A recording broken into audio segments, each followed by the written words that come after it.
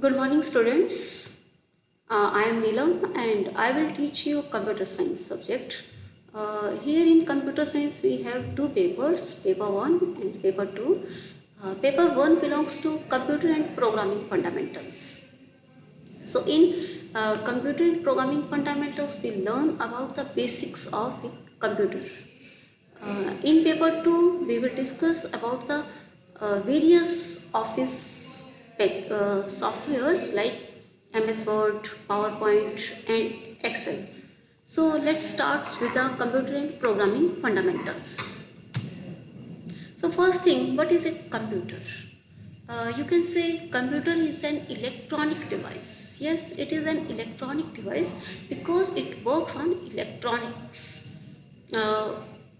materials, and here we use 1 and 0 to represent any information which stands for on and off. So it is an electronic device which is used to work with information, and it works with information. You can say it information. We don't use the word with numbers because computer can also process the information, or you can say it can also take the decisions. It can also give us some stored values. So we use it work with information. Computer word is derived from the Latin word computer, which means to calculate. Okay, we know that for us calculation means the arithmetic calculation like plus, minus, etc. And then there are the logical operations like true and false. Okay, A is less than B, like. So here we can decide which one is greater.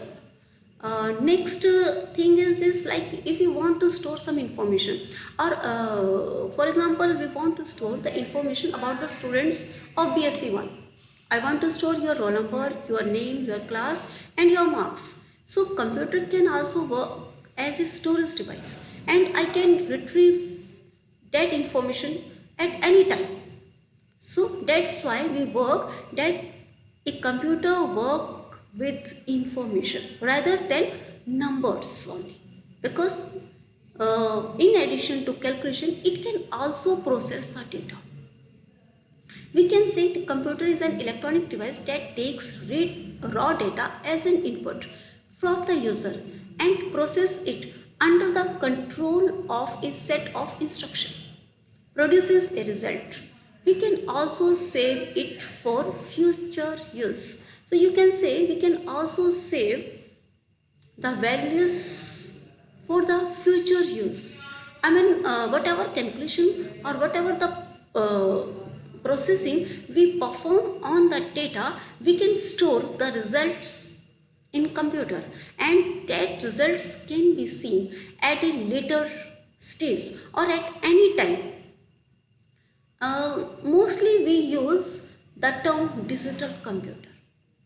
Digital computer because in computer we store the information in the form of 1 and 0. That's why we use the term digital computer. So we can say a digital computer can be defined as a programmable machine. As a programmable machine because we can record the instruction. I mean, we can store the instruction to be given to a computer to perform a particular action, and those recorded or stored instructions are known as programs. So, computer is a programmable machine which reads the binary data passed as instruction, process this binary data, and then display the output. Now the next thing, the functional component of a computer. First thing, we always say computer system. Why we use this term system with computer? We can also say computer only, but we generally use the computer system term. And you can very well aware that system is a term which is used in a much broader sense. We can use system for anything. Like your college is also a system. It is a system where the teachers, students, rooms, So many things are present, and these different things works for a common goal, and this common goal is spread of education or delivering of knowledge. So we want to deliver the knowledge, we have a common goal. So system is an integration of various components, where these different components work, work together in order to achieve a single goal. These different components can work differently and they can have different functions, but their goal is same. They all works in order to provide or to facilitate a particular function. Like in college, a teacher delivers the lecture, but non-teaching staff, your lab attendant, the clerical staff, they works differently than a teacher. I mean, a fees clerk takes your fees, but they all have a common goal, and goal is spread of education. So we use a term system for the integration of different components. Same way in a computer, we have different components, or we can say we have different parts like input unit, output unit, and then processing unit, and these different units works together to provide results to the user. So although these different units works differently and they perform different functions, but they have a common goal. That's why we use this term computer system. So in a computer system, we have different functional units. This particular diagram can be known as a block diagram of a computer system, or you can also say this is a functional component of a computer system. In block diagram, actually we make small blocks. Rather than defining the actual circuit, we just take simple rectangle blocks to represent a particular component. Like I use input block, and I just show a rectangle. I am not telling you about the basic structure or basic circuit of an input device. I am just telling you this is an input device and its work is to take the input. So this is a block diagram, or you can say functional component, because I have showing the different units according to their function. So I have input unit, output unit, and then central processing unit, and primary memory and secondary memory. So in this functional diagram, we have these different components, and CPU, the central processing unit, is again divided in three parts, like control unit, then arithmetic logical unit, and primary memory is also considered as a part of CPU, but it was fabricated, or you can say it was separate from the CPU. So we can also show it out of CPU unit, and in place of primary memory we are showing some memory registers. These memory registers are also memory locations where we can store the information, and they are very less in numbers. You can say there are a few number of memory registers in a CPU. They can be only a single register known as accumulator, or there may be 3, 4 or maximum 6 memory registers which can be used to store the data.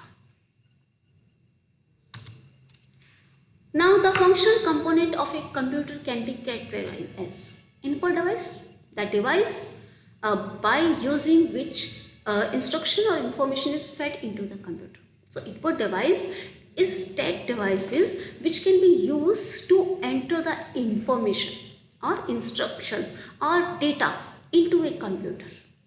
And we can have different number of input devices. The most commonly used is keyboard. Then we use mouse. Scanner is also an input device. Then joystick, then trackball. Next is output device. These are the devices through which processed information is presented to the user. We can pass different outputs to the different type of output devices. Like if we want to give some temporary display, so we use monitor. But if we want a permanent storage of the output, we can use printer. Then speaker is used to produce audio output. Okay, so output can be processed in different forms. A computer can present in different forms. So accordingly we have different types of output devices. Even input can be entered in different forms, like numbers by using keyboards, then mouse is a pointing device, and then we have scanners where we can give images, and then we can have mic to give audio input. Next is CPU, the central processing unit, and it is the part where all the processing takes place. You can also say it is a brain of a computer system, because just like our brain where we perform all the calculation, CPU also perform all the calculation. You can say our eyes, our ears, they are like input device, and then we speak, it is our mouth is like an output device, and then CPU is like a brain. So we can use these devices to compare with a human being. It is combination of various chips and circuit boards that helps to process data. Next is memory and storage devices, because we have plenty of information and we also need some space to store the instructions and the programs. So of course we need the storage unit, and this storage unit can be divided into two main categories. And these two main categories, I'm telling about two main categories. There can be some other types of memories, but these two main categories are primary memory and secondary memory. So primary memory, these memories are attached within a computers, you can say, and the secondary memories can be within the computer or they can be independent of computer. Like pen drive. A pen drive is not a part of a computer. You can move it anywhere. And CD, this is also a secondary memory. But hard disk is also a secondary memory, but generally we place hard disk inside the cabinet of a computer. So first thing is input. The input unit consists of input devices that are attached to the computers. These devices take input, convert it into binary language that the computer understands. See, whenever we enter anything with your keyboard, computer cannot understand that directly, because a computer is a digital device, and a digital device can use electricity to perform its function. And we all know electricity can be on or off. For example, a bulb can either be on or it can be off. There is no third stage for an electric bulb. So it can be on or off. So we can use 0 for the off, and we can represent 0 for off, and then 1 can be represented by the on stage. But what about 2 and 3? Because we don't have any other stages, so we cannot denote 2 for any stage. So we just have two stages, 0 and 1, and we can represent the other numbers with the combination of 1 and 0, like we do in our real life.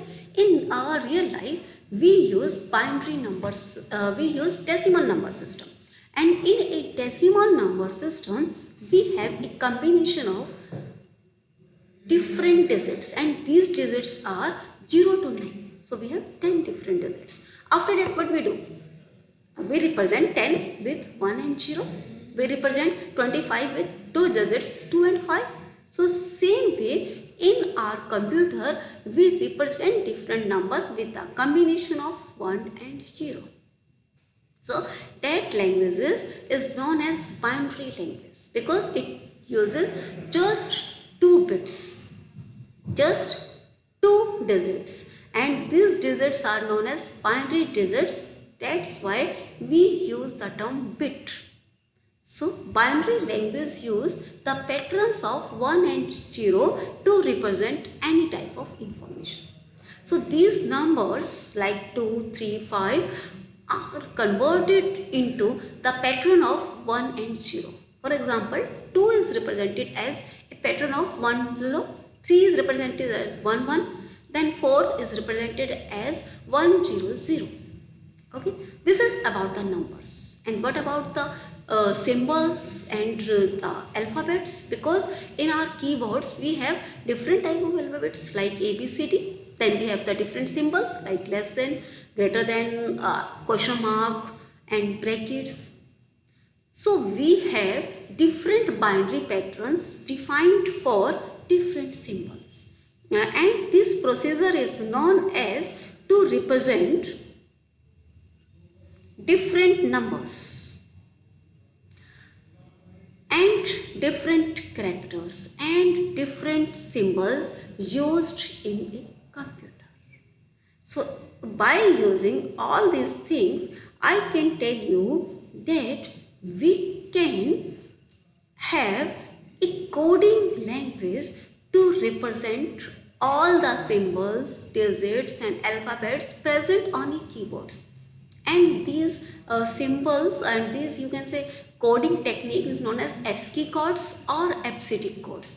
It is a choice of the manufacturer of the keyboards, or you can say computer, which coding scheme they use. We don't have to need to know the coding scheme, because for us A is A, because when we press A, it takes the code.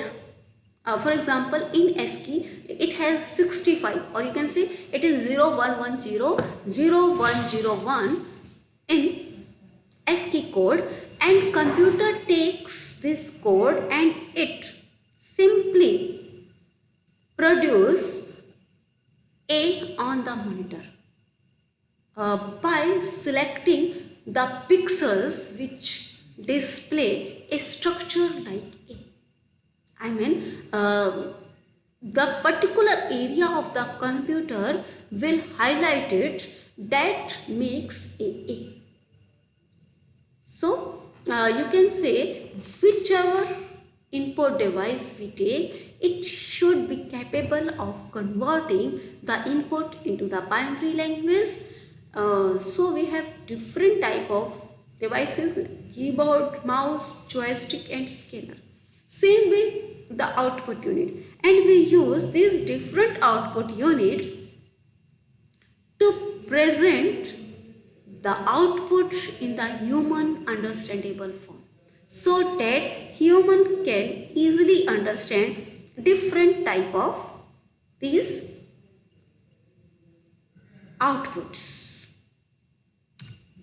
Now next is central processing unit. So this central processing unit is known as CPU, and CPU is like a brain. Here we enter the information, and this information is processed by the CPU by using its different components,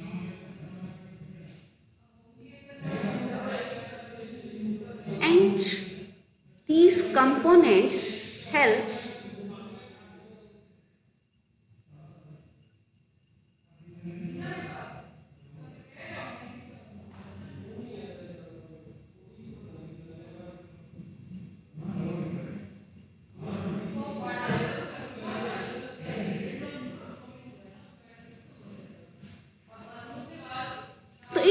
first fetches instruction from the memory and then interpret them to know the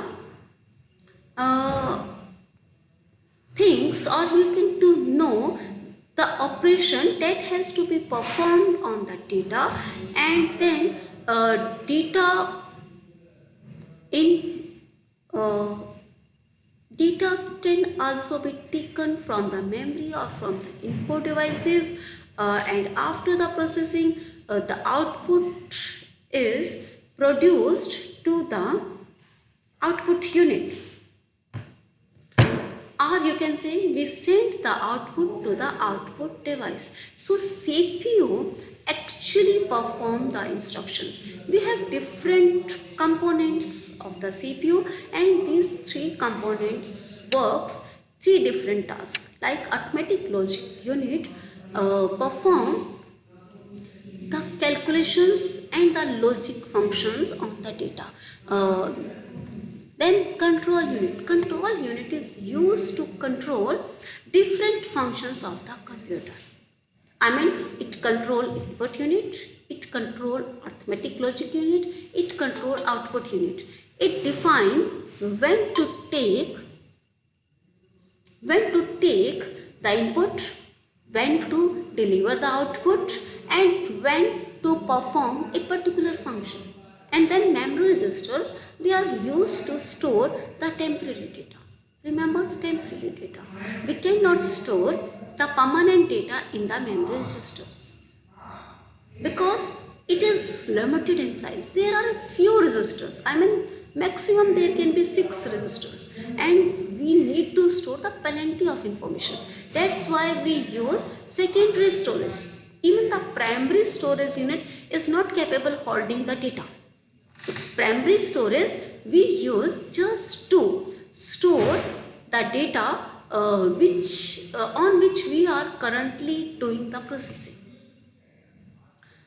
Then ROM part of primary memory is used to store the instructions which are used to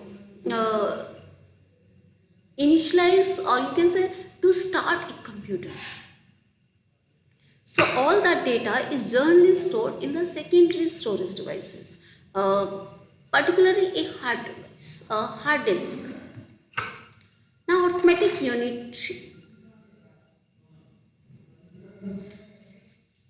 it is used to perform the mathematical calculation in logical devices. Logical decision, mathematical calculation like addition, subtraction, and logical decision is like if we say A is greater than B. And then control unit. So control unit coordinate and control all the operations, because if there is no control unit present, then how do they coordinate different operations? Who tells them it is time to take the input, it's time to fetch the instruction, it's time to execute the instruction, it's time to send the output? So there should be some component or some unit that can coordinate these different functions of the different components. It's necessary. So control unit is the unit which is used to coordinate and control all the operations. It is used to fetch instruction, interpret it, and then sends control signal to the input-output devices until the required operation is done by the ALU and the memory.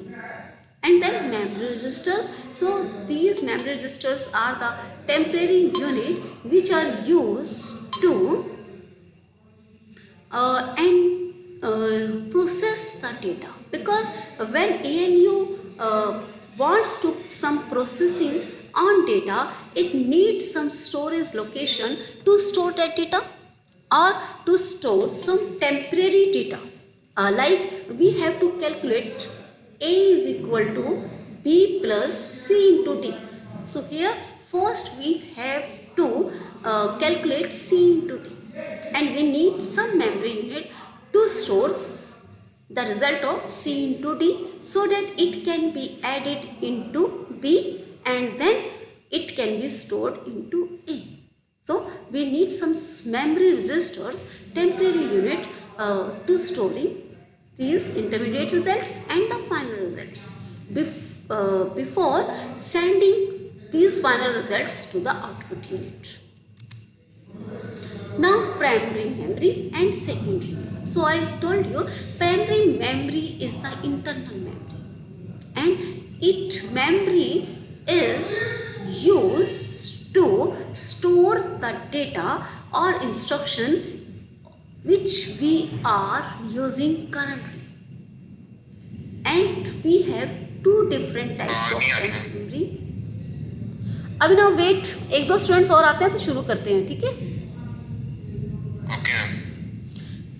So primary memory is further divided into two categories: random access memory and ROM, read only memory.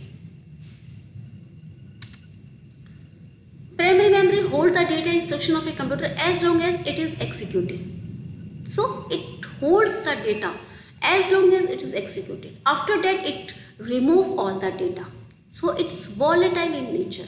Whenever we switch off the computer, everything present in the RAM removes.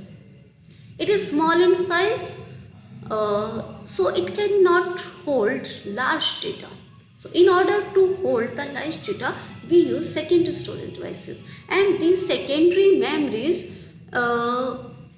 is used to store data in large amount so that we can access it any time.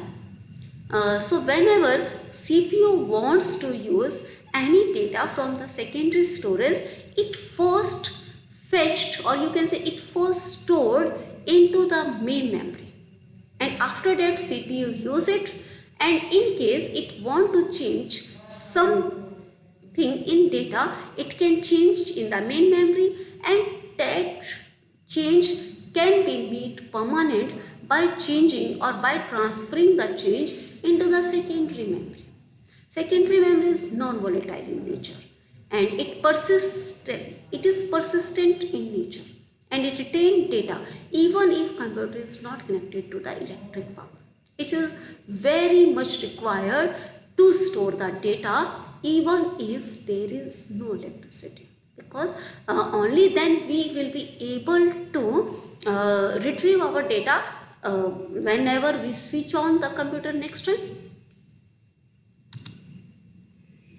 Okay, this is the end of our slides, and this is end of for today's lecture. So students, if you want to know any further information, you can tell me and we can discuss it in our Google Meet. Thank you.